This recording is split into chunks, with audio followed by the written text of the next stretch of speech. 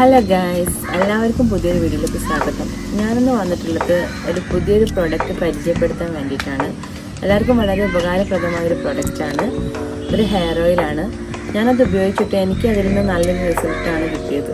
അപ്പോൾ അത് നിങ്ങളുടെ മുന്നിൽ ആ ഒരു അനുഭവം പങ്കുവയ്ക്കാൻ വേണ്ടിയിട്ടാണ് ഞാൻ വന്നിട്ടുള്ളത്. ഇതാട്ടോ ആ പ്രൊഡക്റ്റ്. നമുക്കിതൊന്ന് അൺബോക്സ് ചെയ്ത് കാണാം കേട്ടോ.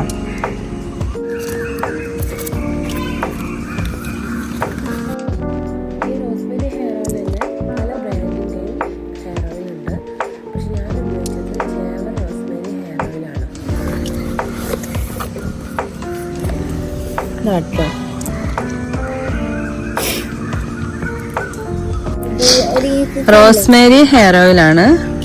എനിക്ക് ഏകദേശം 2 മാസം ഞാനിത് ഉപയോഗിച്ചു. അപ്പോൾ നല്ലൊരു റിസൾട്ടാണ് കിട്ടിയത്. ഈ റോസ്മേരി ഹെയർ ഓയിൽ ഞാൻ ഉപയോഗിക്കാൻ തുടങ്ങിയിട്ട് ഏകദേശം 2 മാസത്തിനടുത്തായി. എൻ്റെ ഒരു ബോട്ടിലേ കഴിഞ്ഞുള്ളൂ.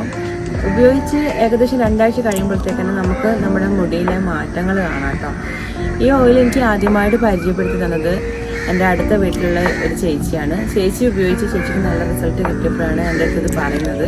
എനിക്ക് നന്നായിട്ട് ഹെയർ ഫോൾ ഉണ്ടായിരുന്നു, അതുപോലെ തന്നെ ഡാൻഡ്രഫും ഒക്കെ ഉണ്ടായിരുന്നു മുടിയിൽ. പക്ഷേ ഇത് ഉപയോഗിച്ചതിന് ശേഷമാണ് എനിക്ക് അത്യാവശ്യം പുറത്തേക്കെങ്കിലും പോകുമ്പോൾ അറ്റ്ലീസ്റ്റ് മുടിയൊക്കെ നന്നായി കെട്ടിക്കഴിഞ്ഞാൽ ഒരു ഗുഡായിട്ട് തോന്നിയിട്ടുള്ളൂ. ഇപ്പോൾ ഞാൻ ലേറ്റസ്റ്റ് ആയിട്ട് എടുത്ത മുടിയുടെ വീഡിയോ കേട്ടോ ഇത്. ഇപ്പോൾ കുളിച്ച് വന്നു. അപ്പോൾ ആ ടൈമിലുള്ള ഹെയറാണിത്. എൻ്റെ സെക്കൻഡ് ഡെലിവറി കഴിഞ്ഞിട്ടിപ്പം 1 ഇയർ കഴിഞ്ഞേ ഉള്ളൂ. അപ്പോൾ അത്യാവശ്യം മുടിയൊക്കെ വന്നിട്ടുണ്ടായിരുന്നു. പിന്നെ തൈറോയ്ഡ് ഇഷ്യൂസ് കാരണം മുടിയൊക്കെ കൊഴിഞ്ഞു പോയിട്ടുണ്ട്. ഡെലിവറി കഴിഞ്ഞതിന് ശേഷം കൊഴിഞ്ഞിട്ടുണ്ടെങ്കിലും ഞാൻ മുടി കട്ട് ചെയ്തിട്ടില്ല. പക്ഷേ അടിയിലോട്ട് നല്ല വാല് പോലെയായിരുന്നു. ഈ ഓയിൽ തേച്ചതിന് ശേഷമാണ് എനിക്ക് അത്യാവശ്യം കട്ടിയായിട്ടും ഇങ്ങനെ മെടഞ്ഞ് കെട്ടാനൊക്കെ പറ്റിയിട്ടുള്ളത്. ഇതിപ്പം ഞാൻ മുടിക്ക് എണ്ണ തേച്ചിരിക്കുക കേട്ടോ. എണ്ണ തേച്ച് ഒരു 1/4 മണിക്കൂർ ആവുന്നില്ല, 1/2 മണിക്കൂർ നമ്മൾ തലയിൽ ഇങ്ങനെ മസാജ് ചെയ്ത് കൊടുക്കണം. ഇപ്പം അതാ ഞാൻ തലയൊക്കെ നനച്ച് നല്ല ഫ്രഷായി വന്നിരിക്കുകയാണ്. നല്ല നനഞ്ഞ മുടിയാട്ടോ അത്. എനിക്ക് സാധാരണ നനഞ്ഞ മുടിയാണെങ്കിലും എൻ്റെ അതിന് ഒട്ടിപ്പിടിച്ച് നിൽക്കുകയായിരുന്നു. പക്ഷേ ഇത് അങ്ങനെയല്ല. അപ്പം നിങ്ങൾക്ക് കാണുമ്പോൾ തന്നെ മനസ്സിലാവും, നന്നായിട്ട് ഇങ്ങനെ വിട്ട് നിൽക്കുന്നുണ്ട്. ഇത് സെക്കൻഡ് ബേബിയുടെ പ്രഗ്നൻസി ടൈമിൽ സ്റ്റിച്ച് ഇടാൻ വേണ്ടിയിട്ട് ഹോസ്പിറ്റലിൽ ചെന്നപ്പം ചുമ്മാ എടുത്ത ഫോട്ടോ കേട്ടോ.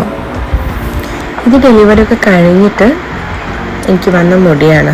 ഈ 2 ഫോട്ടോസും ഡെലിവറിക്ക് മുൻപ് അതിന് ശേഷവും എനിക്ക് വന്ന മുടിയുടെ വ്യത്യാസമായിട്ടോ കാണിച്ചു തരുന്നത്.